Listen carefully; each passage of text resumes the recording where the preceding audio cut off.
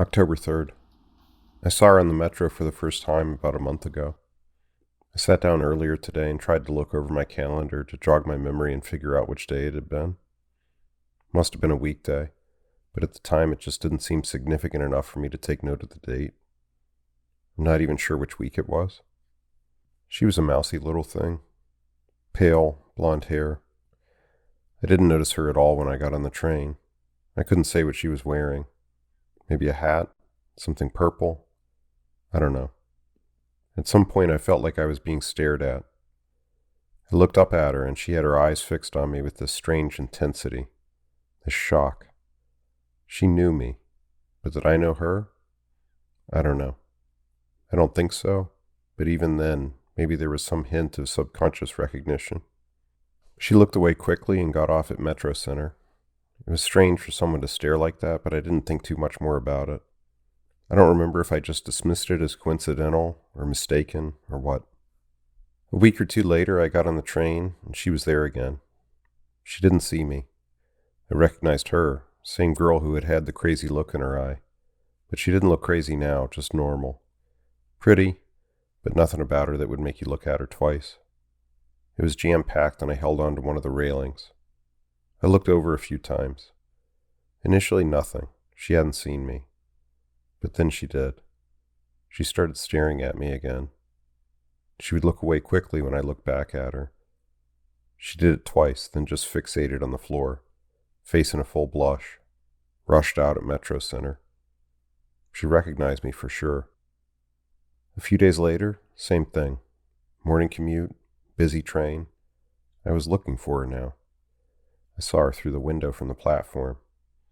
When I got on, I positioned myself at her end of the train, not right on top of her, but close.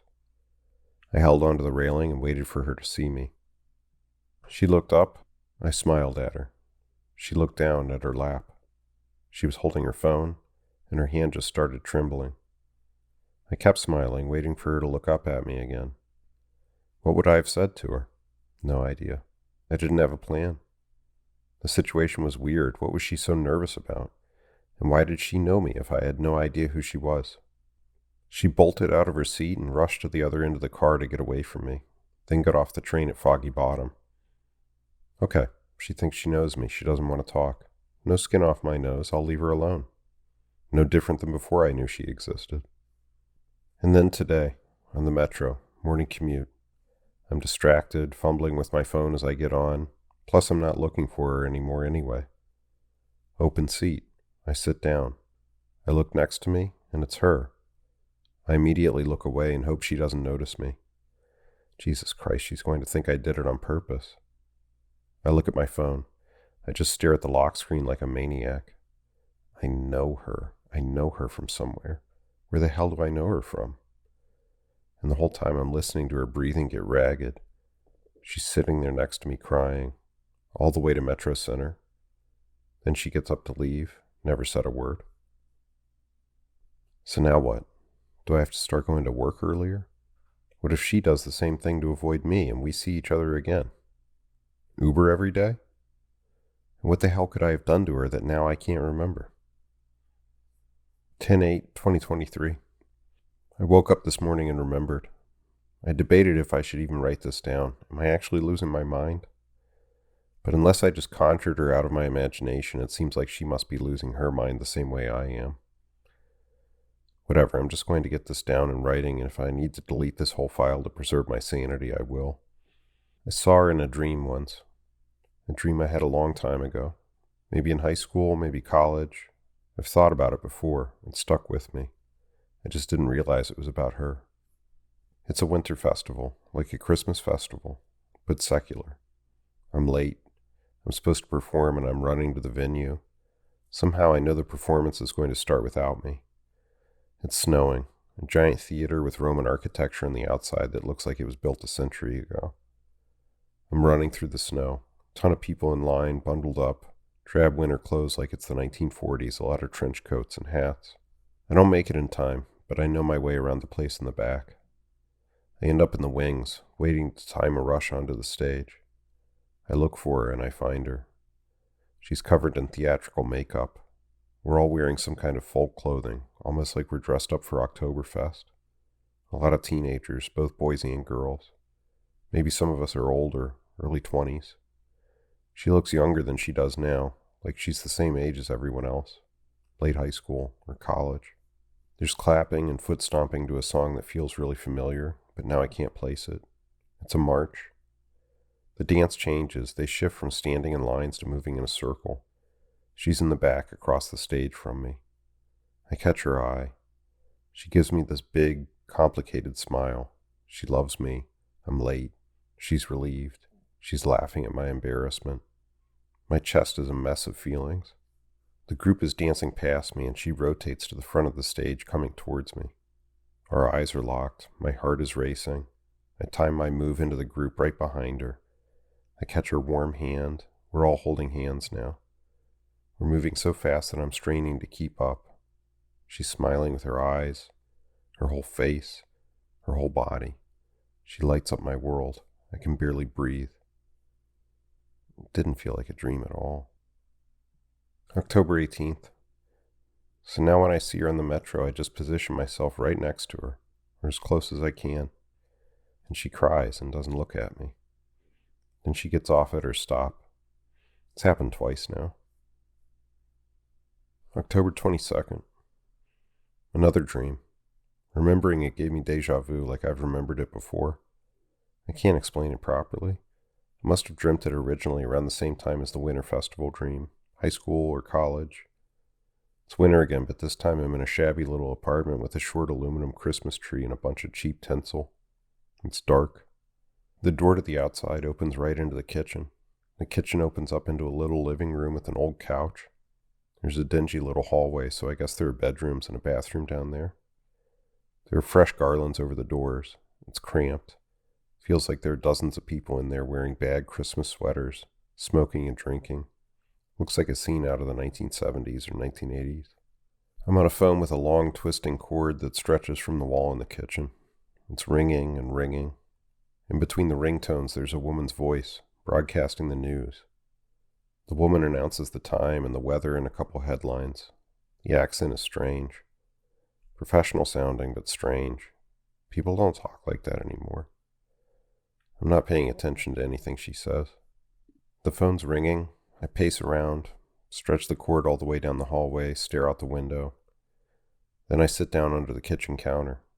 Relatives come over to pat me on the head or talk to me. I just stay on the phone. It rings and the woman keeps saying the time, the temperature in centigrade, the news. As the night goes on, everyone starts to empty out of the apartment. In the end, it's just me and a man I know as my uncle, but in real life I've never seen him before. He's got a handlebar mustache and a tumbler of whiskey and a cigar in his hands. He's wearing a floppy elf hat. He tells me that there are other girls out there. I just look at him. He says I'll understand someday, soon enough. If I could remember what the news headlines were, maybe I could place that apartment in time or space. But I got nothing. December 21st. She's not there anymore. I haven't seen her in 2 months. After a month, I started going to the station earlier and earlier, looking into different trains for her before giving up and just going to work.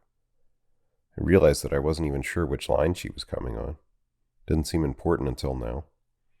Like an idiot, I used to just get on any train and she would happen to be there. I started getting up early, walking to different stations to see if I could catch her on the platform waiting for a train.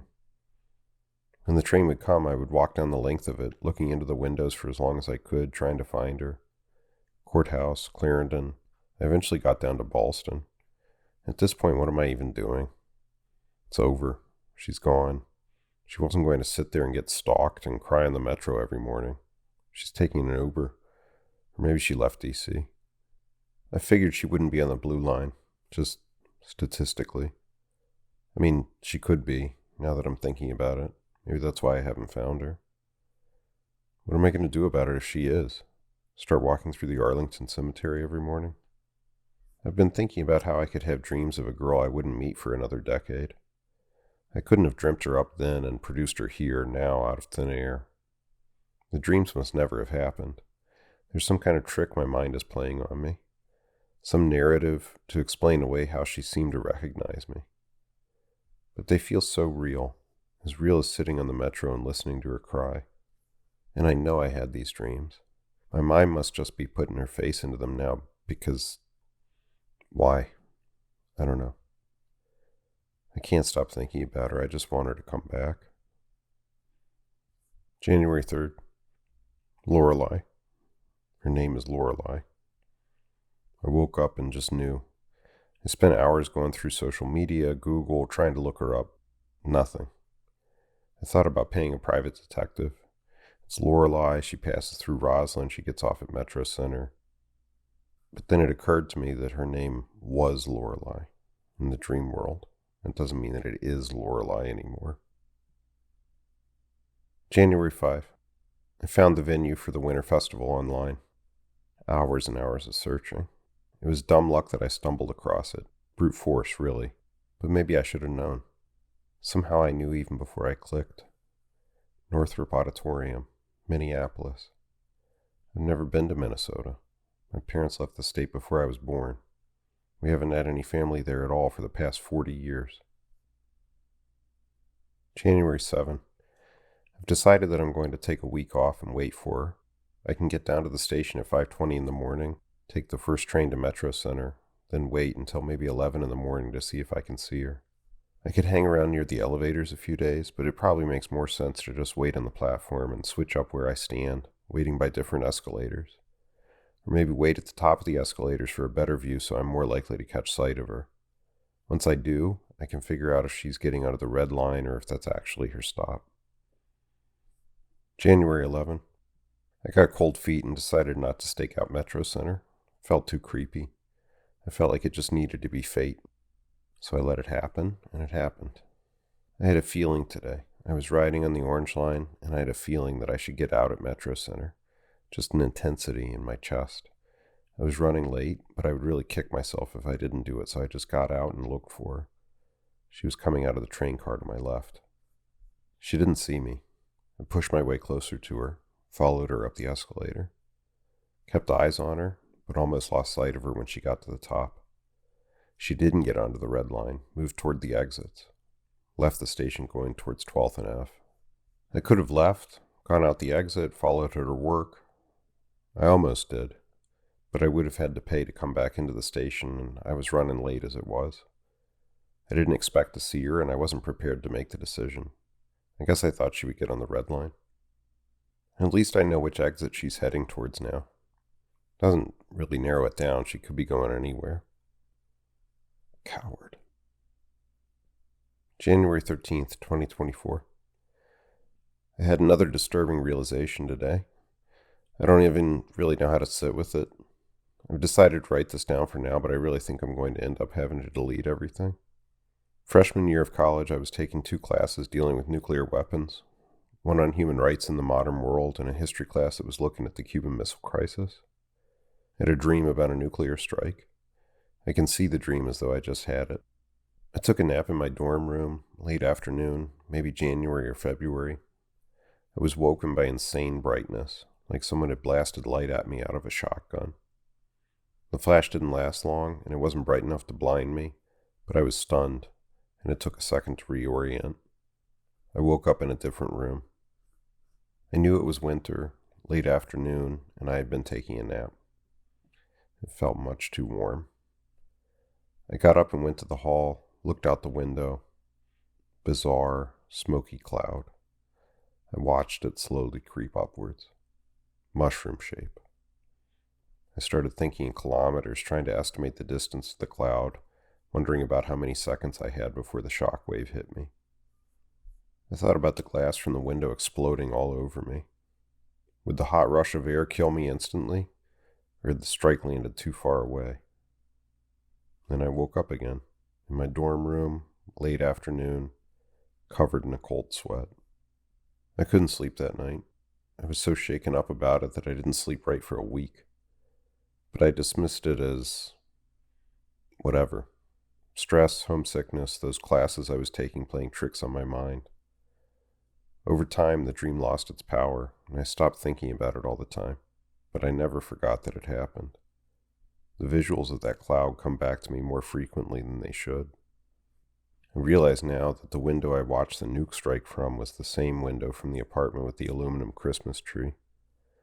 Same little crack in the corner, same paint shavings on the sill, same place. I spent hours today on Google Street View, trying every combination I could think of to recreate that scene. I can see the buildings out of that window like I'm looking at a postcard. I know I had to be looking at Minneapolis, or at least some version of Minneapolis, looking in towards it from a suburb. Which one? Who knows? There's no frame of reference, and the apartment buildings out the window didn't look like anything I've seen in America. It's like beating your head against the wall. I'm not going to find where I was. I've been telling myself that my mind filled up the details, took ideas from one dream, transposed them into the other. I know it's not true. Those weren't unconnected dreams. I was there. It was real. January 25th. I stopped patrolling for her every morning. I just let fate tell me which car to get into, and then I'd scan around for her. I found her again. I knew it in my chest before I saw her. She was sitting at the other end of the car, and it took me a few minutes to push past people to get down there to stand by her. She looked up when the train stopped at Foggy Bottom, and she saw me smiling at her. "Good morning," I said. She stared at me for a little bit, and it looked like she was going to start crying again. She looked down into her lap. She balled up her little hands into fists, made her look like a child. I wanted to take her up into my arms, hold her in my lap, and rock her, protect her. I had thought about what to say to her 100 times, played the scenario out in my head 100 different ways. I feel like I know you. Haven't we met? Do you know someone named Lorelei? You look like someone I used to know in Minnesota. But in the moment, my mind went blank. I looked away, down the aisle, trying to clear my head. What could I say to her? I couldn't think of a thing. I looked back at her. I don't know what I must have looked like. Scared? She looked up at me again, big liquid eyes. Her voice was a quavering mess. "Please leave me alone," she said. "I don't want to remember." Then she got up, walked to the other end of the car, and got off at Farragut West. I watched her go, didn't follow her. I missed my stop and just kept riding the train. Didn't even realize what was going on until I hit Stadium Armory. I was late to work. She doesn't want to remember. Do I? I don't know anymore.